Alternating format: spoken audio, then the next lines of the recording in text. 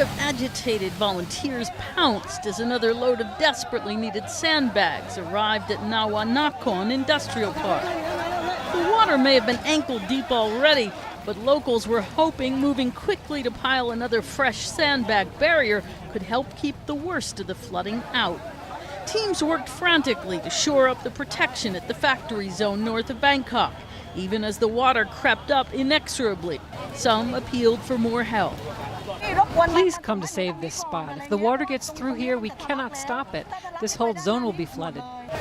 Trucks zoomed off to get more sandbags as soon as their loads were emptied. Teams may have been going around the clock already, but everyone was still reacting as if there was no time to waste. Still, despite the best efforts of the volunteers, early Monday afternoon came word employees and companies alike had been dreading. They'd have to halt work at the factories. Apparently this water has arrived in the area, and we immediately are advising everyone to stop operating their machine and evacuate all the workers. Easier said than done. Many workers had to wade their way out, picking footing carefully and struggling to keep their belongings dry. Once on solid ground, they faced a massive traffic jam in getting to emergency shelters. Nawanakon, home to facilities belonging to firms like Casio, Seiko, Nestle, and Toshiba, is just the latest of several Thai industrial parks that have been inundated.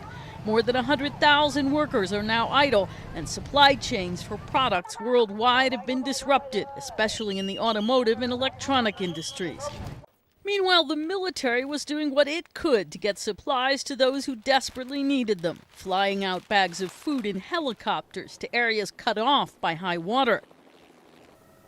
In some parts of Pathum, Thani province, people in half-submerged villages have been fighting for their lives. They were racing out in boats to pick up the airdropped goods. Nationwide, the death toll is more than 300 and still climbing from Thailand's worst flooding in decades. Karen Sloan, The Associated Press.